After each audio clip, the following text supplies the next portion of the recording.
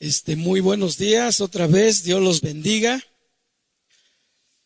¿Cómo están en este domingo?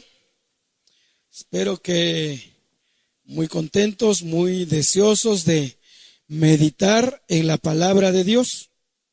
Y en esta mañana vamos a continuar con los mensajes escatológicos. Mensajes o eventos que ocurrirán en un futuro no muy lejano. Y en esta mañana vamos a empezar a ver sobre la segunda venida de Cristo a la tierra. La segunda venida de Cristo a la tierra. Debemos de no confundir, hermanos, el arrebatamiento de la iglesia con la segunda venida de Cristo a la tierra. Recordemos que el arrebatamiento, o en el arrebatamiento, la iglesia sube hasta las nubes, donde se encontrará con Jesús. Y en la segunda venida de Jesucristo a la tierra, Él ya regresa, dice Apocalipsis, con las nubes y regresa con la iglesia. Regresa con la iglesia. Entonces no debemos de confundir estos dos eventos que tienen que ver sí con la iglesia, pero hay una separación de 7 años entre uno y otro. 7 años de separación. Recordemos que en el arrebatamiento, Cristo viene soltero, ¿se acuerdan? Viene por la novia para llevar a cabo la boda privada allá en el cielo. Pero ya en la segunda venida de Cristo, ya la iglesia viene casada, entre otras cosas, para celebrar la gran cena de bodas aquí en la tierra. Y donde tendremos muchos invitados. Bien, pues vamos a empezar a desarrollar nuestro tema escatológico llamado la segunda venida de Cristo a la tierra. Y esta segunda venida de Cristo a la tierra, hermanos, comenzará con terribles o temibles manifestaciones en los cielos. Vamos a ver Mateo 24, 29. Mateo 24, 29 nos describe qué señales habrá justamente antes de que Cristo descienda a la tierra. Mateo 24, 29 dice de esta manera: e inmediatamente después de la tribulación de aquellos días, el sol se oscurecerá y la luna no dará su resplandor y las estrellas caerán del cielo y las potencias de los cielos serán conmovidas. Ahora, Lucas 21, 25. Lucas 21, 25 y 26. Dice así: entonces habrá señales en el sol, en la luna y en las estrellas, y en la tierra angustia de las gentes, confundidas a causa del bramido del mar y de las olas, desfalleciendo los hombres por el temor y la expectación de las cosas que sobrevendrán en la tierra, porque las potencias de los cielos serán conmovidas. Entonces, el regreso de nuestro Señor a la tierra estará acompañado de grandes señales en los astros, en la lumbrera mayor, en la lumbrera menor y en las estrellas, dice que el sol se oscurecerá, el sol se pondrá negro como una tela de silicio, la luna no dará su luz. Dice Apocalipsis que la luna se pondrá toda como sangre y las estrellas del cielo caerán. Entonces, miren cuántas señales terribles en los cielos precederán antes de que aparezca el Hijo del Hombre viniendo sobre las nubes y acompañado de todos sus ángeles y de toda su iglesia. Así será, hermanos, la segunda venida de Cristo. Entonces, cuando todas estas señales se estén manifestando, cuando todo esto está ocurriendo, de repente el cielo se va a abrir. El cielo se abrirá y aparecerá la señal del Hijo del Hombre. Vamos a leer Mateo 24:30. Mateo nuevamente 24:30. Dice así: entonces aparecerá la señal del Hijo del Hombre en el cielo. Y entonces lamentarán todas las tribus de la tierra y verán al Hijo del Hombre viniendo sobre las nubes del cielo con poder y gran gloria. Después de estas manifestaciones terribles en los astros, en los cielos, aparecerá la señal del Hijo del Hombre. Se hará manifiesta su presencia. Se hará manifiesta su presencia. Y entonces dice que lo verán y se lamentarán todas las tribus de la tierra. Todas las tribus, todas las gentes, todos los pueblos, todas las naciones, de todos los rincones de la tierra, verán la señal del Hijo del Hombre viniendo sobre las nubes desde los cielos.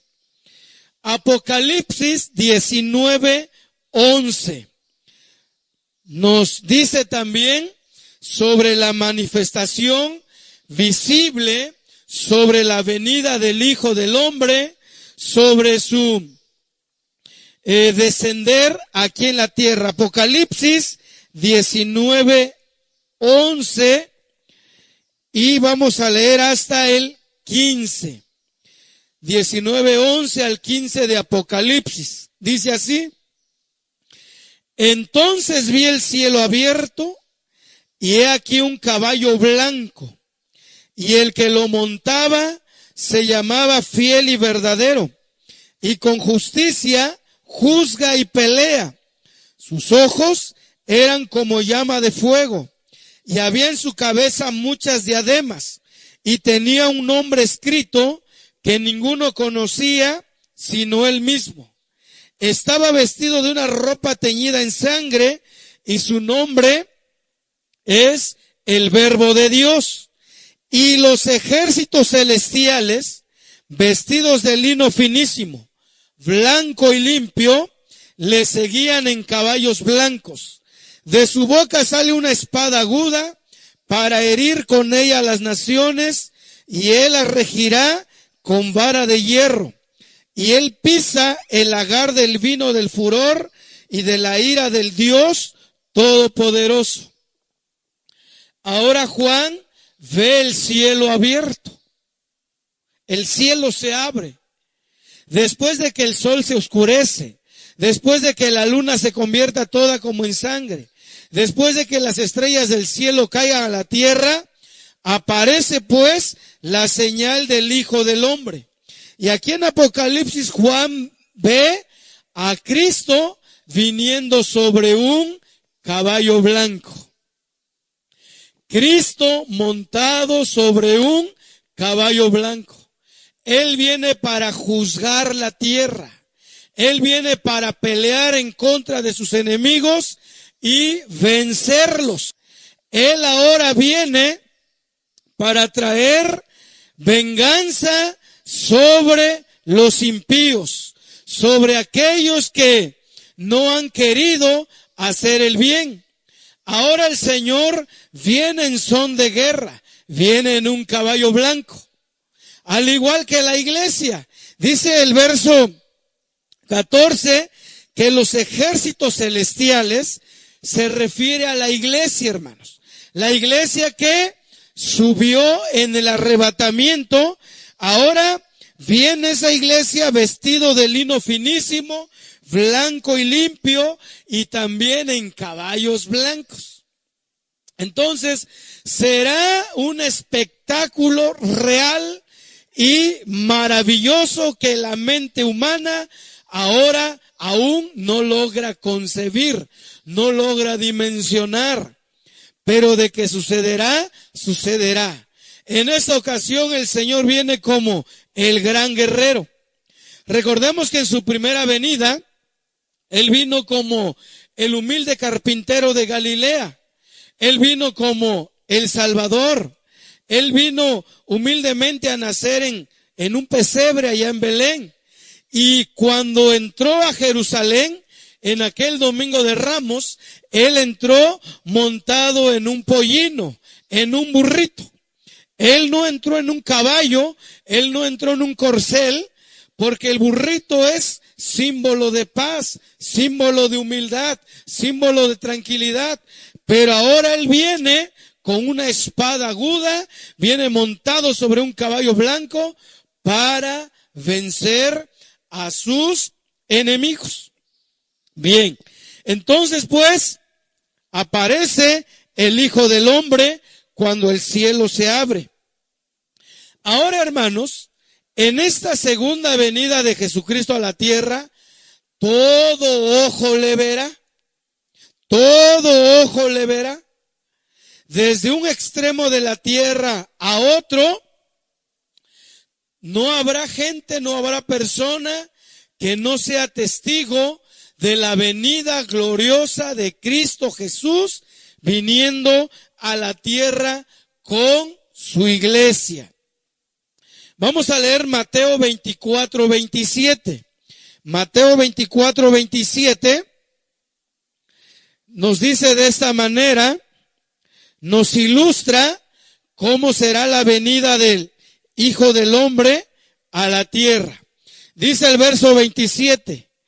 Porque como el relámpago que sale del oriente y se muestra hasta el occidente, así será también la venida del Hijo del Hombre.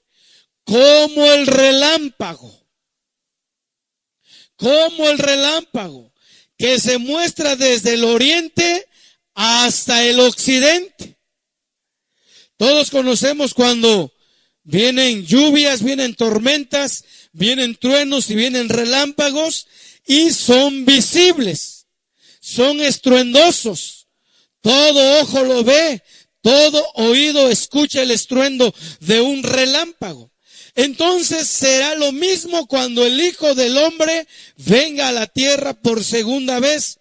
Como el relámpago dice que sale del oriente y se muestra hasta el occidente.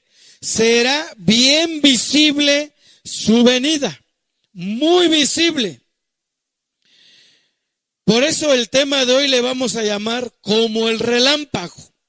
Así se llama el tema de esta mañana, como el relámpago. Apocalipsis 1:7.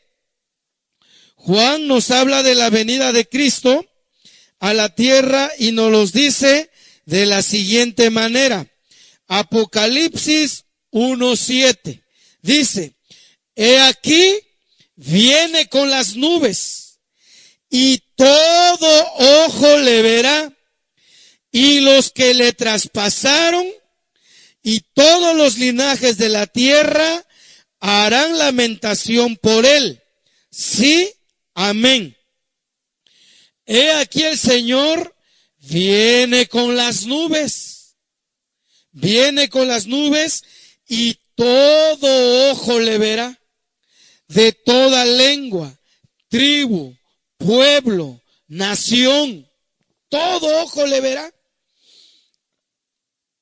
Y dice, y los que le traspasaron harán lamentación por él.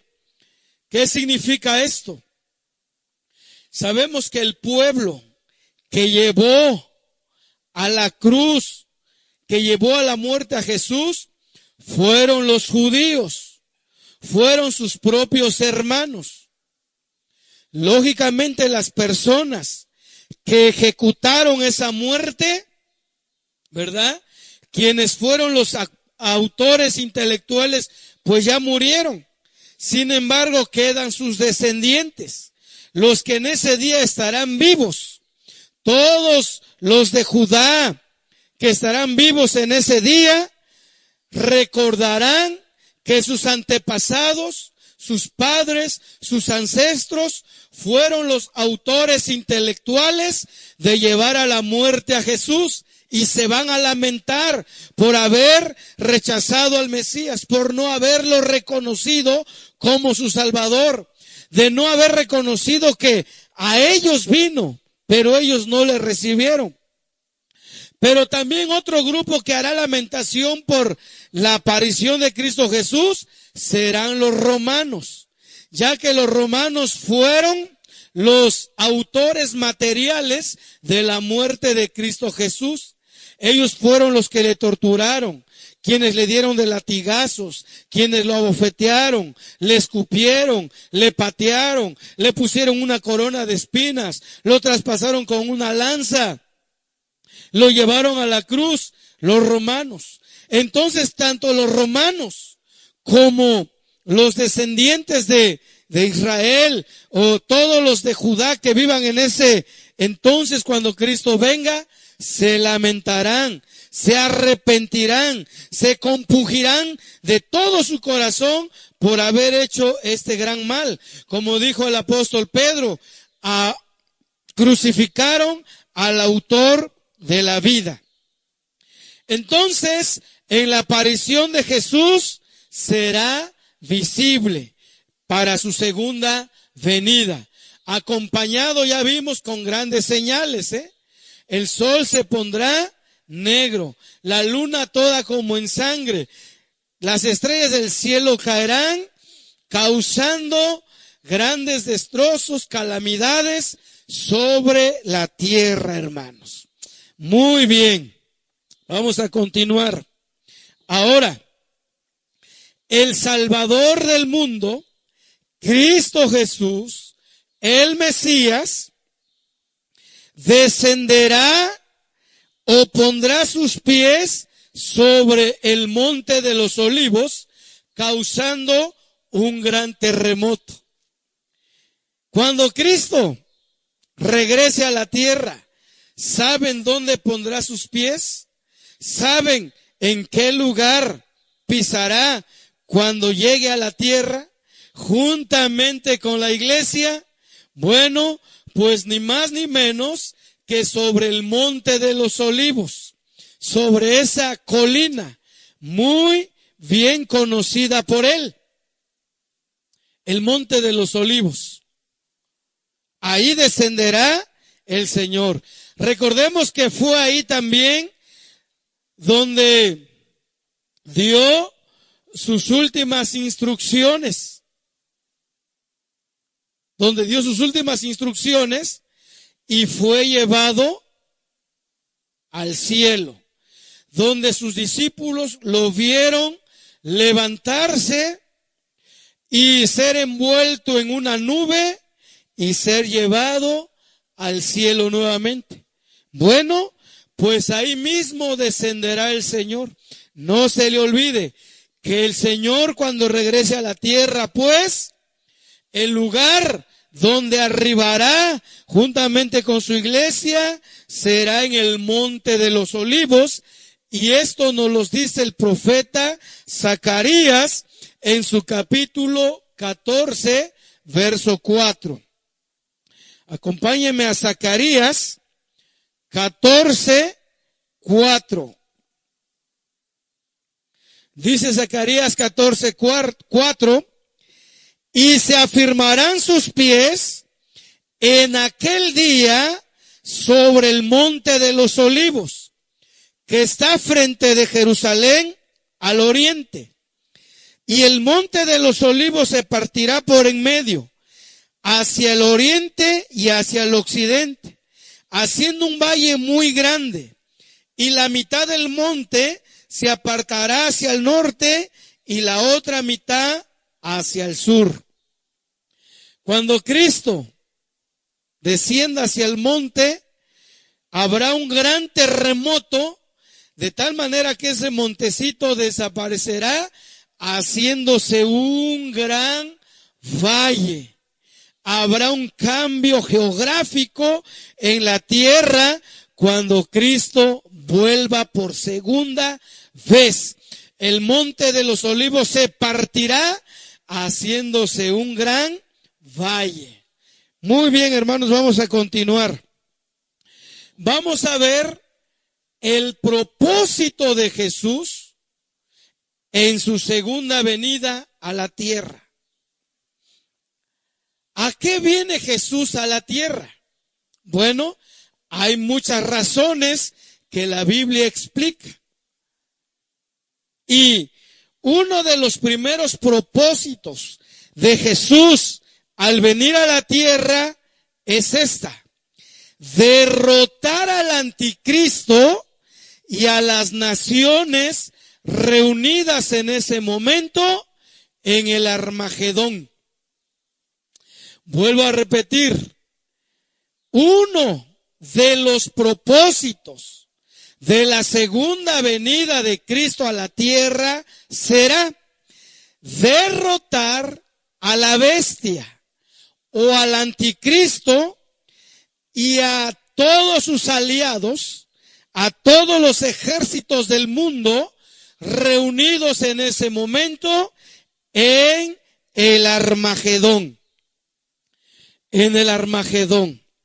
Bien, hermanos, voy a detenerme un poquito aquí para explicar brevemente acerca de este acontecimiento llamado el Armagedón. No me voy a desviar abruptamente del tema, sino ya que tocamos este punto, que es el Armagedón, me voy a detener un poquito para dar unos datos generales, ya que ver el tema a profundidad nos llevaría mucho tiempo. Pero vamos a ver un poquito en qué consiste la batalla del Armagedón, en donde Cristo descenderá para derrotar a todos sus enemigos. Pero recuerde que el tema principal es la segunda venida de Cristo a la tierra. Muy bien. Fíjense, hermanos, que el Espíritu Santo ha escogido a 4 destacados autores bíblicos para hablarnos de esta famosa batalla, de esta impresionante batalla. Estos 4 autores son Isaías, Joel, Zacarías y desde luego el apóstol Juan. Vamos a leer algunos versículos porque no quiero tomar mucho tiempo, aunque es bueno leer los textos, hermanos. Se los pudiera ir narrando, pero qué mejor que veamos en la Escritura en donde está mencionado este evento llamado el Armagedón. Y para empezar vamos a ver el libro de Isaías. Isaías capítulo 34 primeramente. Isaías 34 y vamos a leer del 1 al 6. Del 1 al 6. Dice así: acercaos, naciones, juntaos para oír, y vosotros, pueblos, escuchad. Oiga la tierra y cuanto hay en ella, el mundo y todo lo que produce. Porque Jehová está airado contra todas las naciones e indignado contra todo el ejército de ellas. Las destruirá y las entregará al matadero. Y los muertos de ellas serán arrojados, y de sus cadáveres se levantará hedor, y los montes se disolverán por la sangre de ellos. Y todo el ejército de los cielos se disolverá, y se enrollarán los cielos como un libro, y caerá todo su ejército, como se cae la hoja de la parra, y como se cae la higuera. Se cae la de la higuera. Esto es una descripción de la batalla del Armagedón.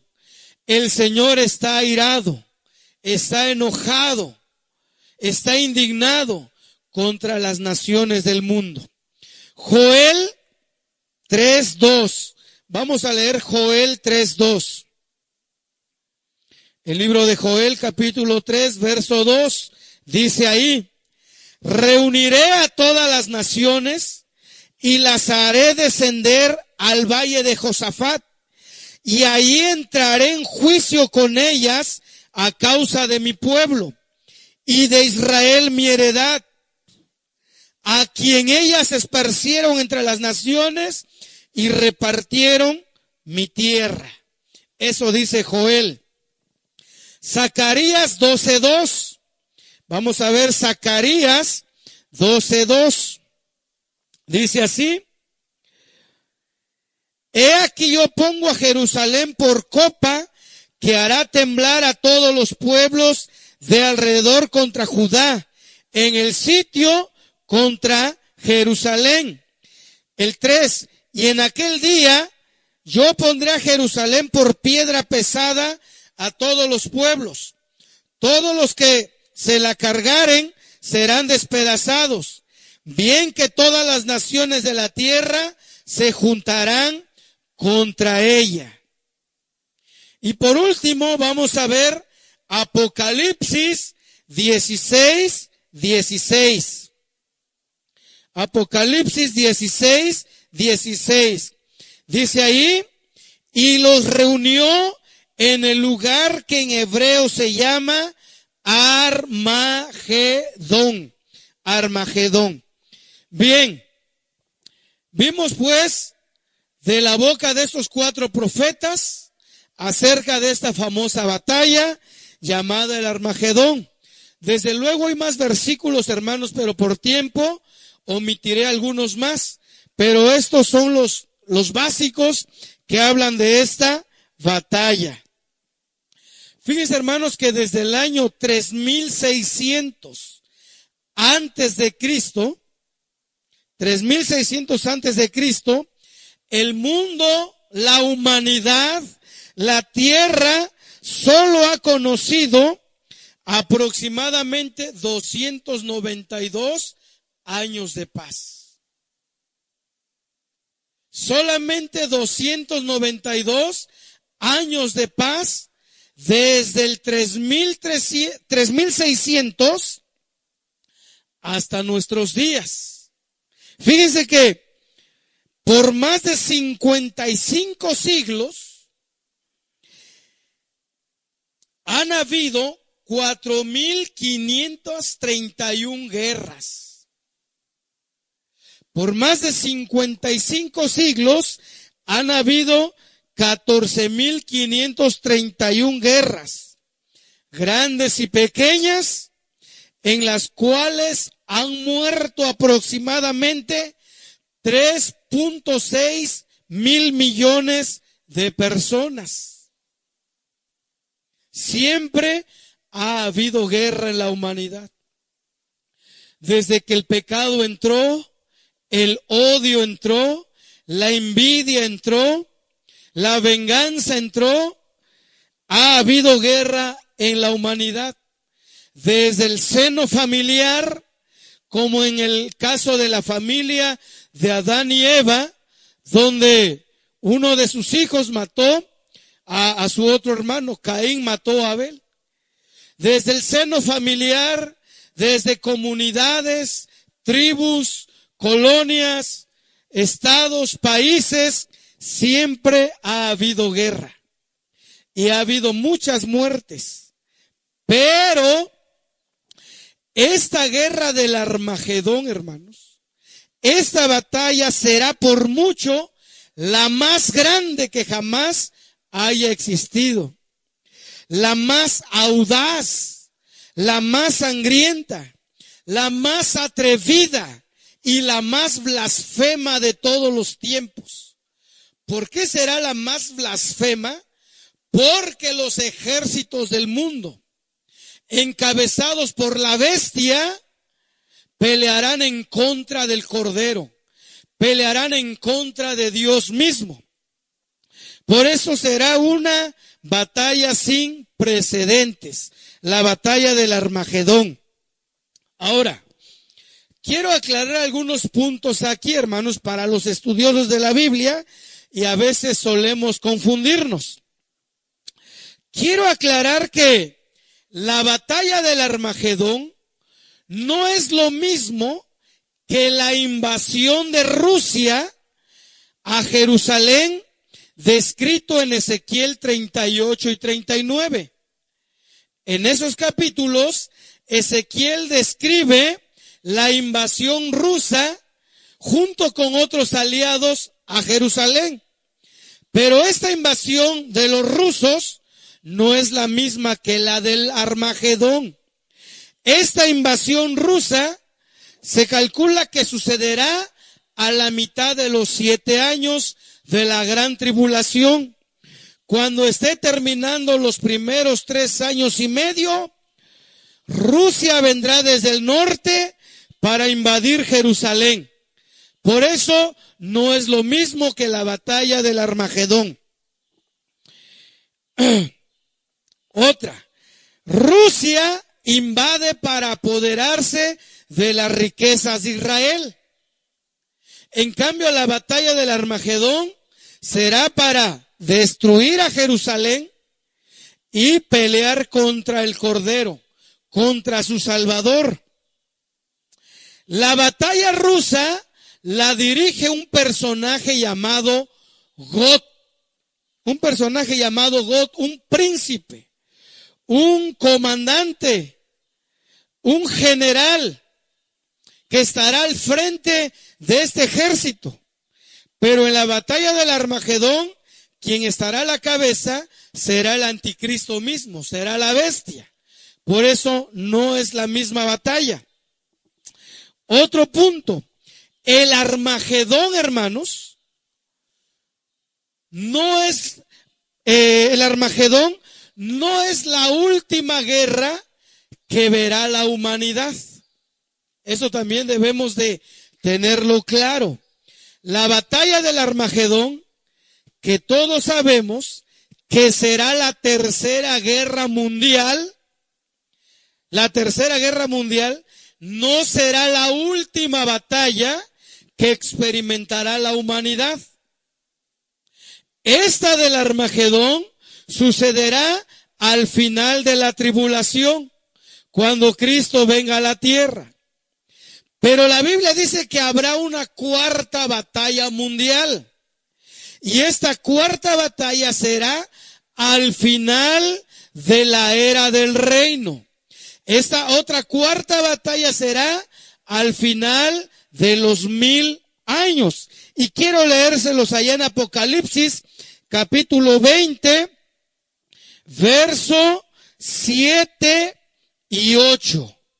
Esa es la última batalla, la cuarta batalla mundial, la cuarta guerra mundial que la humanidad experimentará, pero que también tendrá un final singular, muy particular, y vamos a ver cómo lo dice Apocalipsis. 27 dice: cuando los 1000 años se cumplan, Satanás será suelto de su prisión y saldrá a engañar a las naciones que están en los 4 ángulos de la tierra, a Gog y a Magog, a fin de reunirlos para la batalla, el número de los cuales es como la arena del mar. Y subieron sobre la anchura de la tierra y rodearon el campamento de los santos y la ciudad amada. Y de Dios descendió fuego del cielo y los consumió. Así será el final de esta cuarta batalla. El diablo, después de los 1000 años, será suelto de su prisión e inmediatamente empezará a influenciar en la gente que viva en aquel entonces. Recordemos que en el milenio muchos van a nacer, pero muchos se opondrán al reinado de Cristo, al señorío de Cristo, no le entregarán su corazón y desde luego cuando el diablo aparezca, serán seducidos, engañados, irán tras Satanás y se levantarán en contra del Cordero que estará en persona en ese momento. Dice que rodearán la ciudad amada que es Jerusalén, pero en un instante fuego descenderá del cielo y los consumirá. Esa será la cuarta batalla mundial. Por eso el Armagedón no será la última batalla. Muy bien, vamos a continuar un poquito más con el Armagedón. Fíjense, hermanos, la ubicación de la batalla. ¿Dónde será? ¿Dónde se llevará a cabo esta enorme batalla? El ser humano prácticamente no puede concebir las tremendas dimensiones de esta batalla. A la mente humana es difícil de entenderlo, es difícil de creerlo, es difícil de asimilarlo cuando lo vemos descrito en la Biblia, porque luego aparecen muchos argumentos en nuestra mente. La gente argumenta de que si Dios es un Dios de amor, ¿cómo es que va a castigar a la gente? La gente se pone a pensar si será posible la reunión masiva de millones y millones de soldados reunidos en el Armagedón. Entonces, para la mente humana es difícil entenderlo, es difícil concebirlo, este conflicto tan grande. Pero el campo de batalla, hermanos, del Armagedón, el campo de batalla se extenderá desde el Megiddo al norte, según Zacarías 12:11, hasta Edom en el sur, según Isaías 34:5. Y 63:1. Desde el Megiddo hasta la tierra de Edom hay una distancia aproximada de 322 kilómetros. De norte a sur, desde Megiddo hasta la tierra de Edom, 322 kilómetros. Esta batalla también se extenderá desde el mar Mediterráneo en el oeste hasta los montes de Moab en el este, con una distancia de 1600 kilómetros. De este a oeste, 1600 kilómetros. De norte a sur, 322 kilómetros. Tremendas las dimensiones, el lugar donde se llevará a cabo esta batalla. Y ahora esta batalla, hermanos, va a incluir al valle de Josafat, o también llamado el valle del Cedrón. Este valle pasa por en medio de entre el monte de los Olivos y el monte donde estaba edificada la ciudad santa de Jerusalén, donde estaba edificado el templo que primeramente hizo Salomón y luego el otro que fue remodelado por Herodes el Grande. Entonces, en medio de estos dos montes está el valle de Josafat o el valle del Cedrón. Eso lo dice Joel 3, 2 y 12. Y abarcará toda la llanura del Esdraelón, o también conocido como el valle de Jezreel. El valle de Esdraelón o Jezreel. Todos estos valles, porque son valles, hermanos, donde se llevará a cabo esta gran batalla. Y Jerusalén estará exactamente en el centro de este gran territorio, de esta gran planicie, donde se llevará a cabo el Armagedón. Fíjense, hermanos, que en esta zona, pues, que acabo de mencionar, desde el Megiddo hasta Edom, desde el mar Mediterráneo hasta los límites de Moab, ahí se van a reunir miles y miles y miles, millones de ejércitos, de soldados, de capitanes, juntamente con sus presidentes. Van a ser millones que se van a concentrar en ese lugar y estarán reunidos para el holocausto final de la humanidad. El holocausto final de la humanidad. Los reyes, los presidentes, juntamente con sus ejércitos, vendrán de todos lados, del norte, del sur, del este, del oeste, de todos lados. Hasta México estará involucrado ahí. Y entonces, en el sentido más dramático, este será el valle de la decisión para la humanidad. En el sentido más dramático, como lo dice la Biblia, será el valle de la decisión. Allí medirán fuerzas el bien y el mal. Allá medirán fuerzas Cristo y Satanás. Ahí se enfrentará ejército contra ejército. Ahí se verá quién es el que tiene la autoridad, el dominio, el poder, el control, tanto en el cielo, en la tierra y debajo de la tierra. Por eso Joel le llama el valle de la decisión. Lo voy a leer ese pasaje, aunque ya lo leímos, pero está muy impresionante.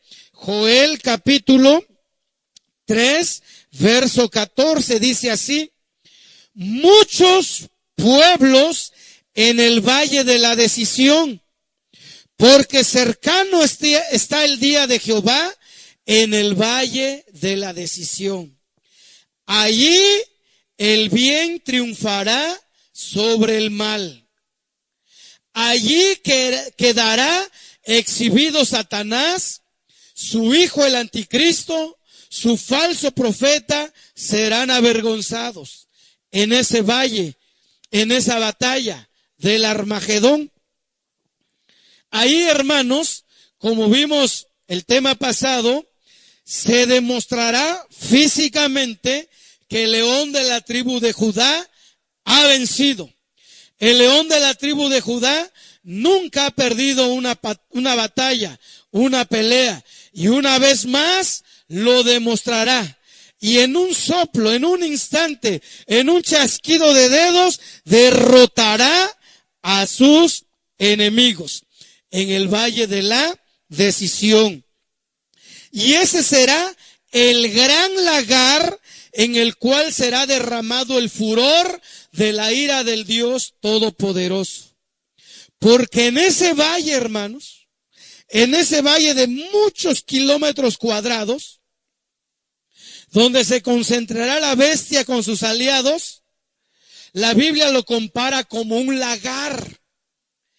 El lagar era un lugar donde se sacaba el vino. El lagar era como un recipiente donde se ponían las uvas y se aplastaban para sacar el mosto, el vino. Entonces, en el valle de la decisión, donde estarán reunidos los ejércitos del mundo, es comparado como un lagar. Y todas las personas ahí concentradas son como las uvas. Y el Señor vendrá y los pisará y les sacará toda la sangre, literalmente hablando. La sangre de toda esa gente correrá a una distancia enorme. Se hará un río de sangre que llegará hasta la altura, dice, más o menos, de los frenos de los caballos. Entonces, ese es el lugar donde se llevará a cabo la batalla del Armagedón. Fíjense, hermanos, que existen 4 nombres involucrados con esta gran batalla. Como ya vimos, se habla de el valle de Josafat. En el valle de Josafat. Y como dije, es el valle del Cedrón, situado al este de Jerusalén, entre la ciudad santa y el monte de los olivos. Eso está en Joel 3:2. Luego está el valle de Esdraelón. El valle de Esdraelón, o también conocido como el valle de Jezreel. Y este es un valle que mide aproximadamente 32 por 23 kilómetros cuadrados. 32 kilómetros de largo por 23 de ancho. Y está situado al norte y al oeste de Jerusalén, entre la ciudad santa y el mar Mediterráneo. Luego también pues habla de la ciudad de Bosra, una ciudad en Edom, al este del río Jordán y cerca de Petra, la capital de Edom. Y también se hace mención de la palabra Megiddo. Fíjense, que hermanos, que Megiddo es como una colina.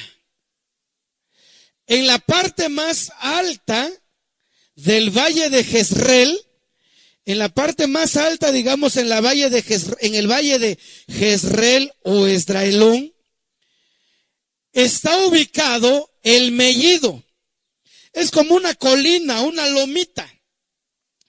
Pero esa colina, o esa montañita, o esa lomita, tiene una superficie de aproximadamente de 6 hectáreas, de 60,000 metros cuadrados.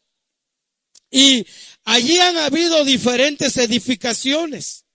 Diferentes culturas han edificado en esa planicie, o en ese montículo, o en esa colina llamado el Megiddo. Y fíjense que de ahí viene el nombre Armagedón. ¿Sabía usted? De ahí viene el nombre Armagedón. Y Armagedón en hebreo, fíjense, significa el monte del Megiddo o la montaña del Megiddo. Aunque les digo, Megiddo era una colina, no era un gran monte alto.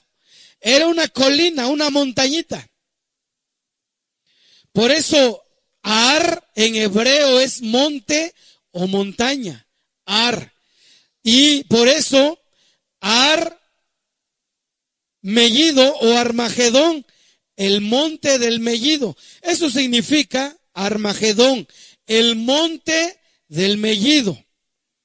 Y vuelvo a repetirles, era una superficie de aproximadamente de 6 hectáreas. Según la historia, hermanos, en Megiddo, en esa superficie de 60,000 metros cuadrados aproximadamente, allí Salomón tenía sus caballerizas. Ahí Salomón guardaba, criaba caballos de guerra. Ahí estaban todos los carros de guerra jalados por los caballos. Entonces, ese era pues Megiddo, y de ahí viene el nombre Armagedón, el monte del Megiddo. Y es muy interesante seguir viendo este punto, porque será un acontecimiento que nosotros seremos testigos al poder verlo cuando Cristo regrese.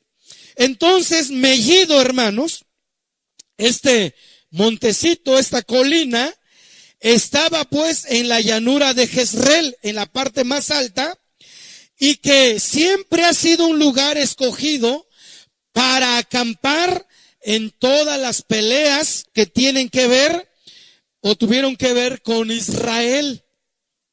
Allí llegaban los ejércitos del mundo en diferentes épocas y desde ahí sí empezaban a sitiar la ciudad de Jerusalén.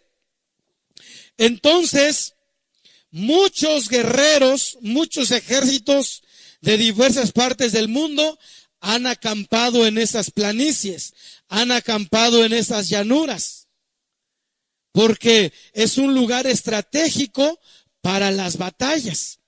Fíjense que en el Antiguo Testamento, en este lugar, hermanos, en donde se va a llevar a cabo el Armagedón, en este lugar sucedieron muchas batallas allá con los antepasados israelitas.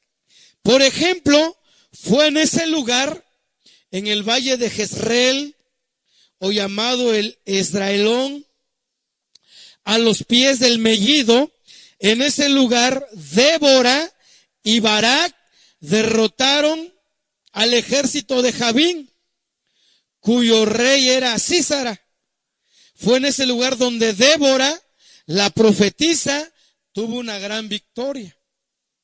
En ese mismo lugar, Gedeón, con 300 hombres, derrotó a los madianitas. En ese mismo valle, en el valle de Jezreel, a las laderas del Megiddo. En ese mismo lugar, David derrotó a Goliat. Fue en uno de esos puntos, en algún punto de ese gran valle, fue donde David derrotó a Goliat, el paladín filisteo. Fue también allá donde los filisteos en una ocasión derrotaron a Israel y le dieron muerte a Saúl y a su hijo Jonatán. Fue en ese valle. Fue también en ese valle donde un rey egipcio mató al rey Josías. Todo eso está narrado en los libros del Antiguo Testamento.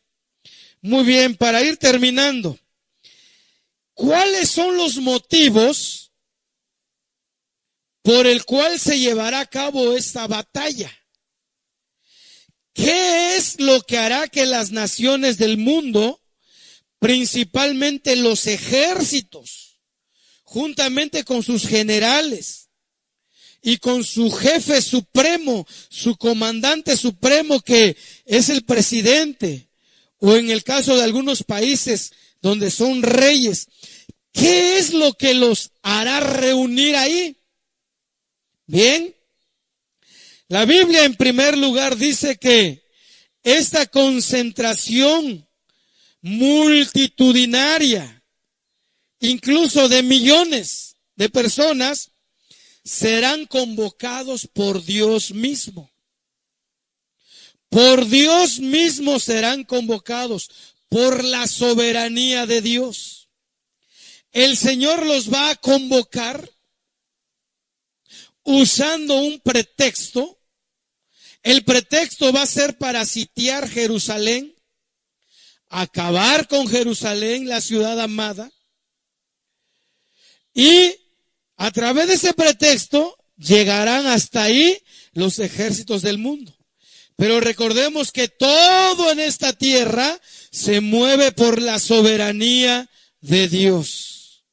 Todo está bajo los designios y el control de Dios. Aún el mismo Satanás, como vemos acá, está bajo el control y los designios del Dios Todopoderoso. Por eso, en Isaías 34:2, Dios mismo dice: los entregaré al matadero.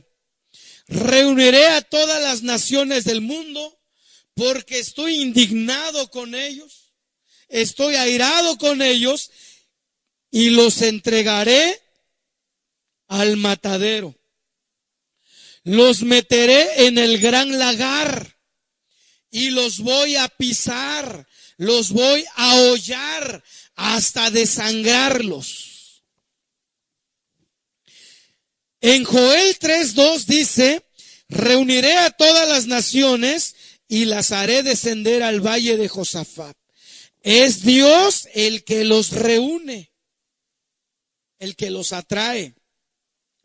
En Zacarías 14:2 dice, porque yo reuniré a todas las naciones para combatir en contra de Jerusalén. Pero démonos cuenta, el común acá es Dios, dice, yo los reuniré. Y en Apocalipsis 16:16 dice, y los reunió en el lugar que en hebreo se llama Armagedón. Entonces, la concentración será por la soberanía de Dios. Dios los va a reunir para ajustar cuentas, para darles su justo castigo, para darles su merecido. Bien, pero también es Satanás quien es como el instrumento de Dios para que a través de él pues concentre a todas las naciones. Ya vimos que es por la soberanía de Dios, pero Dios va a usar a Satanás, ¿verdad? Satanás viene siendo como un títere en las manos de Dios, y entonces cuando a través del anticristo él convoque a todas las naciones del mundo, le van a hacer caso, le van a oír y le van a seguir. Dice allá en Apocalipsis 16, voy a leer Apocalipsis 16, verso 13 y 14. Y vi salir de la boca del dragón y de la boca de la bestia y de la boca del falso profeta 3 espíritus inmundos a manera de ranas, pues son espíritus de demonios que hacen señales y van a los reyes de la tierra en todo el mundo para unirlos a la batalla de aquel gran día del Dios Todopoderoso. Entonces, Dios usará a Satanás, al anticristo, para atraer a sus aliados y reunirlos en el Armagedón, y ahí Dios descenderá para acabar con ellos, para destruirlos. Porque estas naciones no repararán a este llamado, no pondrán pretextos para acudir al llamado del anticristo, porque hay un odio hacia Jerusalén. Hay un odio hacia Jerusalén y ese odio está encabezado por el anticristo, hermanos, por el anticristo. Y entonces nos preguntamos, ¿por qué tanto odio? ¿Por qué ese deseo desesperado de acabar con Jerusalén y acaparar el sitio, tomar la ciudad? ¿Por qué ese deseo desbordado? Porque según la Biblia, allí están los tronos del juicio de Dios. En Jerusalén, hermanos, ahí está el trono donde el Mesías se va a sentar y desde donde va a gobernar esta humanidad cuando instaure su reino aquí en la tierra. Y desde que ha existido el país de Israel, desde que han tenido una tierra propia, han tenido una capital, desde que han tenido un templo, diferentes reinos del mundo la han querido tomar. Los grandes conquistadores como Alejandro Magno, Napoleón Bonaparte, los reyes medo-persas, los babilonios, ellos saben que de nada serviría conquistar al mundo si no conquistan a Jerusalén. De nada serviría ganar dominio sobre los demás reinos del mundo si nadie conquista Jerusalén. Porque ahí están los tronos del juicio de Dios. Y el diablo siempre ha querido usurpar el trono de Dios. El diablo siempre ha querido ocupar el lugar que Dios ocupa. Lo mismo quiso hacer en el cielo. Quiso ser igual a Dios. Quiso recibir adoración igual que Dios. Quiso hacer un golpe de estado en el cielo y fue echado a la tierra. Ahora Dios, a través de su pueblo, ha establecido un lugar aquí en la tierra donde Él se sentará, ¿verdad?, en el trono de David su padre, porque los reinos que vienen de Judá, los reyes de Judá, dice que ese reino será para siempre. Y uno de los reyes que se sentarán, que viene precisamente de la tribu de Judá, pues es Jesucristo. Por eso el anticristo durante la gran tribulación, momentáneamente a través de engaño usurpará ese trono y se sentará en el templo y demandará adoración. Y es ahí donde los judíos se darán cuenta que es un falso Mesías. Por eso el Señor descenderá pronto y lo va a destruir. Para la próxima clase vamos a ver cómo será la muerte, cómo será la descomposición de todos estos ejércitos y el final del anticristo y de su falso profeta. Eso lo veremos en la próxima predicación, hermanos. Pero vamos cerrando esta prédica ahora.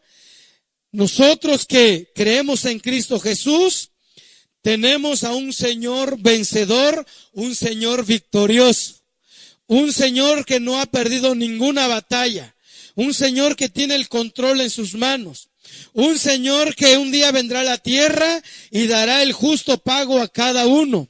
Nadie se escapará. Todo lo que el hombre sembrare, eso va a cosechar. Y nosotros somos aliados de Jesucristo. Somos sus hijos, somos su pueblo, somos su especial tesoro. Y nosotros somos el pueblo más afortunado de toda la tierra porque tenemos al Rey de todo el universo. Yo te animo a que, como dice la Biblia, pongamos nuestra mirada en el Señor Jesucristo. Como hemos estado viendo en los temas, en los grupos celulares en esta semana, que las tribulaciones en este mundo son momentáneas. Las pruebas, las aflicciones que estamos pasando en este mundo, en esta vida, son momentáneas. Por eso la recomendación bíblica es que miremos las cosas futuras, las cosas que no se ven, las cosas que son eternas, porque no son nada comparables con las que estamos viviendo ahora. Entonces, hermanos, yo les animo a que a través de los ojos de la fe, a través de la Escritura, visualicemos las cosas que no se ven, las que son eternas, porque esas son las que valen la pena y nuestra fe debe de fundarse en ellas. Así como Abraham, él esperaba la ciudad cuyo fundamento y cuyo arquitecto era Dios mismo.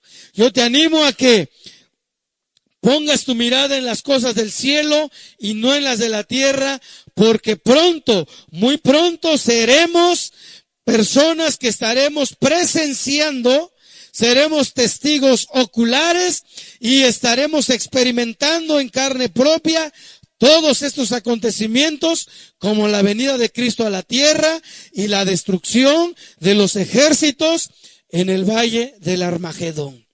Que Dios te bendiga en esta mañana y muy buenos días. Hasta pronto.